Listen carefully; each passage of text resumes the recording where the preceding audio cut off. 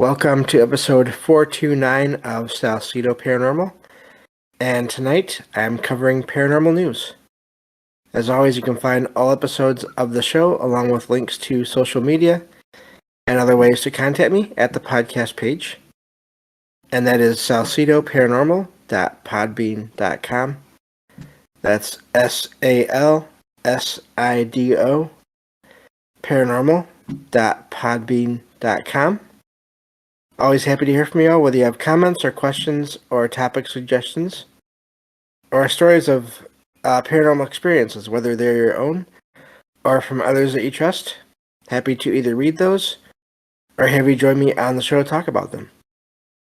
Thank you all for listening, whether you are here for the live streams on Discord or you listen on the podcast or YouTube feeds. Or if you listen on the Troubled Minds Radio Network, KUAP Digital Broadcasting, there you can hear replays of 2 episodes of the show every night at 6 p.m. Pacific, 9 p.m. Eastern, right before Troubled Minds Radio comes on. As always, I want to thank Michael Strange, host of Troubled Minds Radio, and Liam Martin, host of the Exile Minds podcast. Both of which you can find on the station, obviously, for producing the show, putting in the music that you hear at the beginning and the end of every episode when you listen on the station. If you'd like to support the show, there are some different ways to do that. You can always share the show with others, rate and review it on your podcast platform of choice. Also, I've written some paranormal fiction and nonfiction books you can check out on Amazon. And then there are also direct donation links to help cover expenses for the show as far as equipment and research materials. And also for this upcoming trip I'm taking to the Mid-Michigan Paracon. It's November 4th and 5th at the Soaring Eagle Casino and Resort in Mount Pleasant, Michigan. Looking forward to that, meeting anyone there that is able to go, and hopefully getting some recordings in, of course, wherever it's allowed. And but those donation links are for PayPal and Venmo and Patreon. And again, hopefully coming up in August, starting in August, I will be able to put out at least 1 episode per month there of Patreon exclusive content. Looking into that, I should be able to do it, and it may not be many episodes, but it'll be at least 1. Probably True Paranormal Stories from the Web episode of that per month extra. So I think that covers everything. I have 4 stories to cover tonight in this show, and we'll go from there. Don't have a ton to go over just because one I found that I had was thought to be a hoax, so I had to get rid of that one. But I still have 4, and we should still be able to get through the show just fine with those. Of course, those are in the Discord. If you haven't joined the Discord, I recommend that. I always include the links to the server in all the episode descriptions for that, and also for all of the things I mentioned already. The book links, well, the Amazon link, and then the also the links to the donation sites. So yeah, they're already in the Discord in the show notes and sources channel. So you can check those out there, and I will include those links in the episode description as well. And so let me see here. Excuse me, I think I can get right to the stories here, or the recordings. The news articles. That's what I was looking for. So here we go. Thank you all again for being here to listen to this show. Those who are listening live are getting a extra long stream tonight because I'm recording 2 episodes in a row since I didn't get to record one last night. So another benefit, in a way, sometimes of joining the Discord server as well. So let's see here. This first article is from lep.co.uk, and it says, Haunted Penwortham I'm not sure if I'm saying that right, Sweet Shop captures paranormal activity on camera. Now, this is continuing a string of, I shared the first one of these 3 articles last week in the last week's news show, where it's these 3 stories I found in a row about stores that claim they found video evidence of paranormal activity. And you would think, obviously, of course, there's always the possibility of things being faked, but you might also think if that's the case, then I would be finding stories like this just constantly, every day, all the time. But that's not always the case. I found these 3, the one I shared at the end of last week's news show, and then these 2 I'm sharing today. I found these 3 just right in a row, within a couple of days of each other, as far as when I found them. And so it always amazes me when you get these little sets of stories that are similar in a way, that seem to be something that you would think is common, but maybe isn't quite so much. So this story has a video in it. It says it was the footage was filmed at a place called Lollipop's Sweet Shop on Liverpool Road on Saturday, June 3rd. And it shows a bottle of some kind of a sauce flying off of the ice cream counter. And it apparently happens multiple times. So the owners, their last name is Ella Wilson,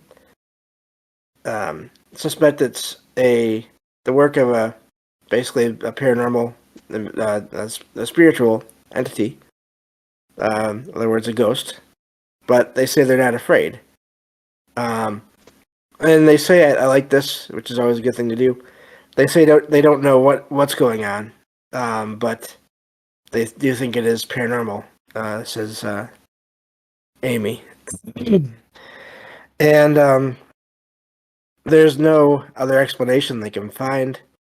The counter or the case with the ice cream in it that the sauce container is on the bottle is on, doesn't normally shake, apparently.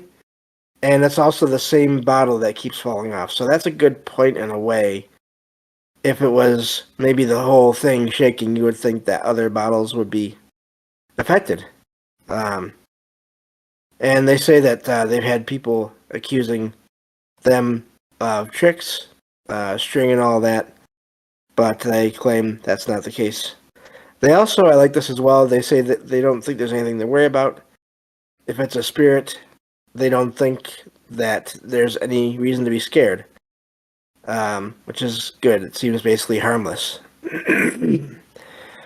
And they say they've never felt afraid while they're in the shop, even at night, basically night or early morning. And so that's always good. I wonder if it's just sort of wanting to show that they're there, whoever or whatever it is. And so let me see they like to joke about it and saying they really don't think there's anything frightening about it.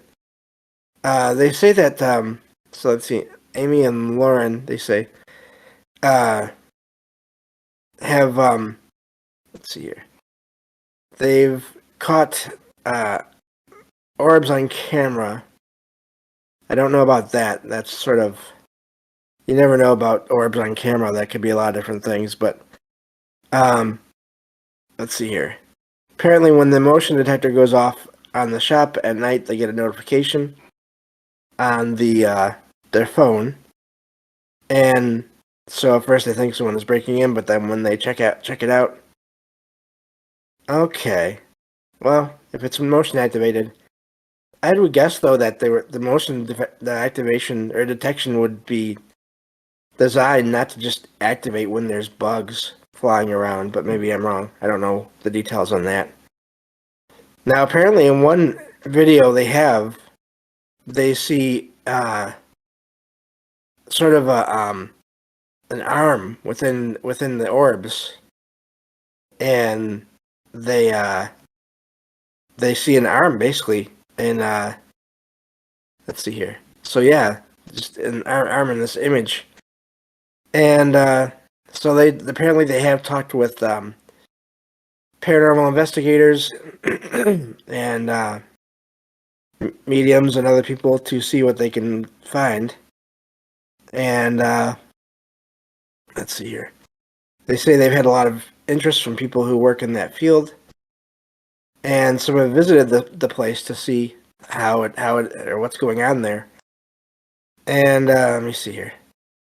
So, but they say that they're not really as interested in having any kind of investigations done because it's not really threatening or anything, which is always good. They say they're not in a rush to chase it away. And they also mention they think it's, well, they say they don't think it's there to scare them.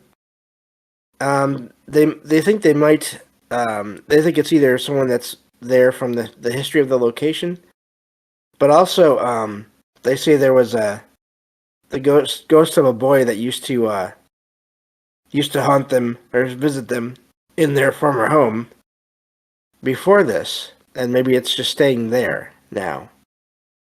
It makes sense. I mean, if it's a good person, that they probably wouldn't want to be bothering the people that they're in a house.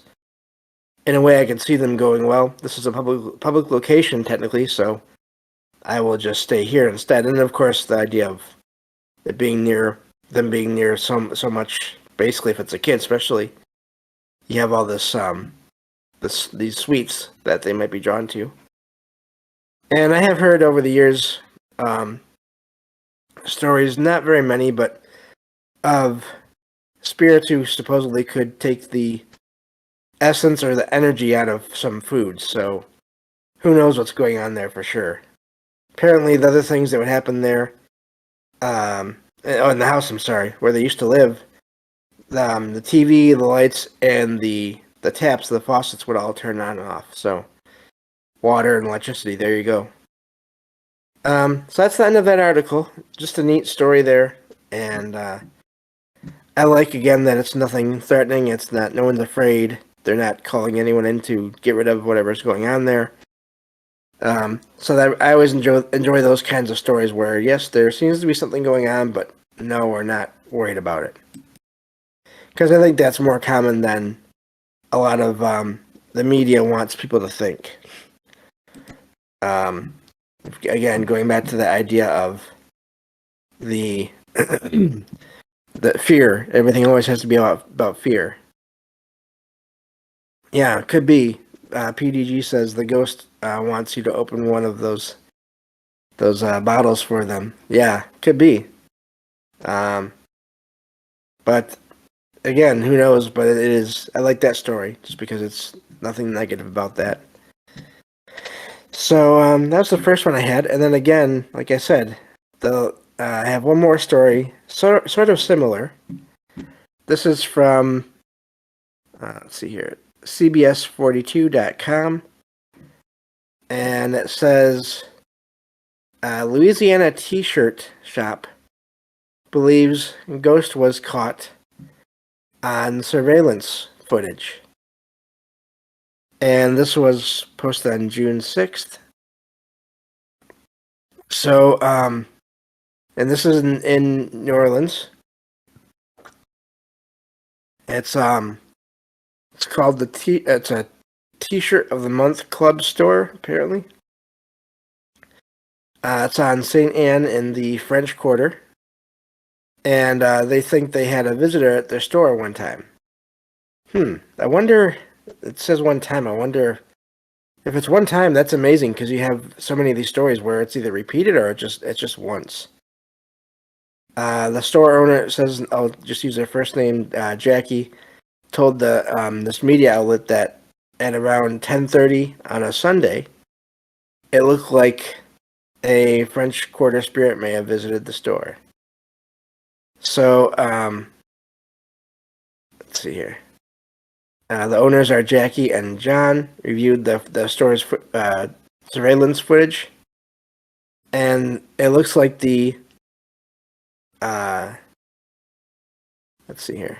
There was a spirit that pushed something, pushed open something. They don't really say what. But then they also say they see a white orb. They have orbit. I think they mean orb. Fly across the cameras, and then you see what appears to be something moving in the reflection of the glass in another door. So it says that even though they say it appears nothing was moved or touched when they went to check on the store. So they say they think it was just a friendly spirit, again, just checking out the merchandise there. Of course, I make the joke after having one too many beverages there.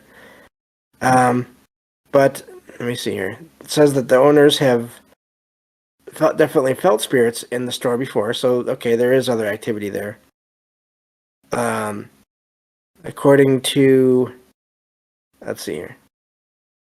It says that, in quotation marks here, that they've heard footsteps a lot when no one is in there. Sometimes the lamp will turn off on its own. Doesn't scare them. They believe that if the place is haunted, then it's definitely a friendly spirit. So again, you have this in common with that last story. And this is from, I'm guessing Amy, doesn't really say the name there. But it says that it seems to be a spirit that loves the area, the church, and just the area in general. They believe it won't be the last time that they'll have any activity. So it does sound like there's other activity going on there, footsteps and other objects being manipulated. And then this footage. So really neat that I found so many of these stories in a row of these different stores. I wonder if that'll ever happen again. And sometimes it does happen that way, where you'll get a few stories like that in a row at one point. Other times, I mean, for all I know, it won't happen again. I won't get any more of these for quite a while. That's the amazing thing about doing these shows. You never know how it's going to work out. So, but yeah, so that's the next one there. I have two more. We'll see if we can get to them. And so this next one is about another possibly active site as far as the paranormal goes. And this is from tcpalm.com. It says, is the Tangelo, or I think maybe it's how you say it, I'm not sure. Is the Tangelo house in Vero Beach haunted? Even the owners and an expert aren't sure. And this is in Florida. It says that there's the owners, and then there's the paranormal investigator that also are included in this article. Some of the things reported here are disappearing tools, episodes of vertigo. I wonder what that's about, if that's just someone trying to make contact and it having unintended effects, or of course there's always the negative possibility there, but shadow figures, and so this place has been renovated recently, which is always a possible triggering event there for paranormal activity. But says that the current owners are Garrett and Stephanie. They say that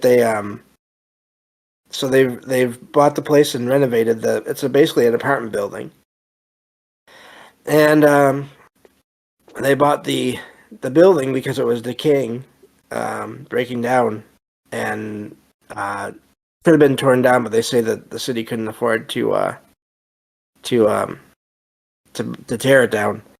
So it says it was originally one of a few 4 different buildings that designed the same way that were constructed in the mid 1920s. So that's almost 100 years old. And let's see here.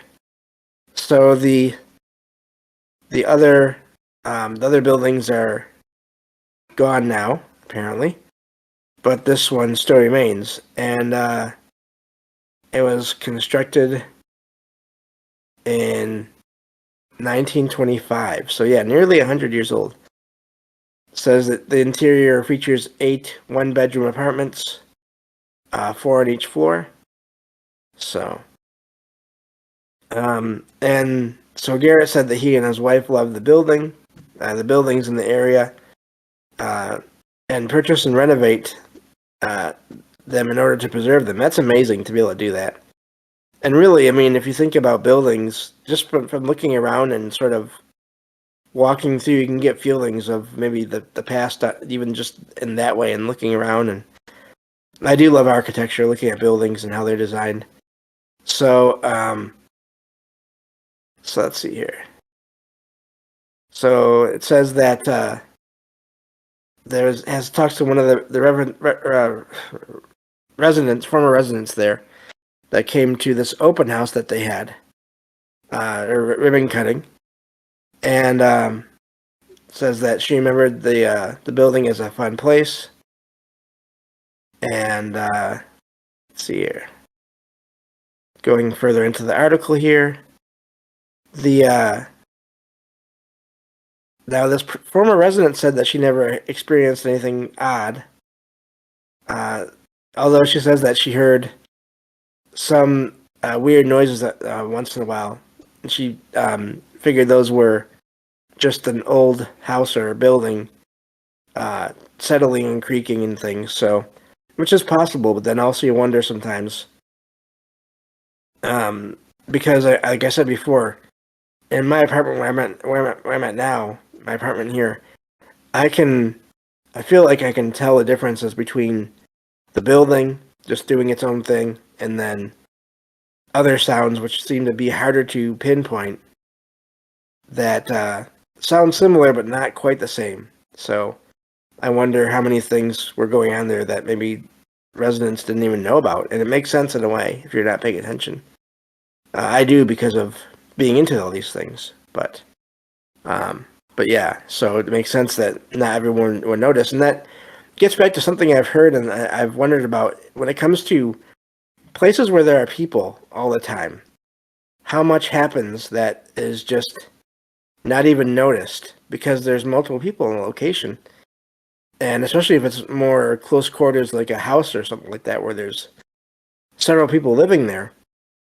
If it's just random sounds here and there, or misplaced items or different things, that could be written off as someone moved this, or someone moved in that direction that caused this creak or that bump. So, but anyway, just a little point there to make about that. Goes to, talks about the paranormal investigator. His first name is Larry. He's the founder of Florida Bureau of Paranormal Activity. I kind of like that. Says that he believes the place is haunted. He does ghost tours throughout the area, and through a company that he owns. And it repeats that paragraph for some reason. So, says that people have reported the feeling that people are either being watched by someone. Some of the workers have heard voices. So there's a young girl that they call Mary who lives there. So apparently, I'm wondering if the sensation of it or actual sightings. I don't know, but either way, neat article there, and we are actually out of time. That went faster than I expected. So that's it for this episode. Thank you all for listening, and I will talk to you all on the next episode of Salcedo Paranormal. Take care.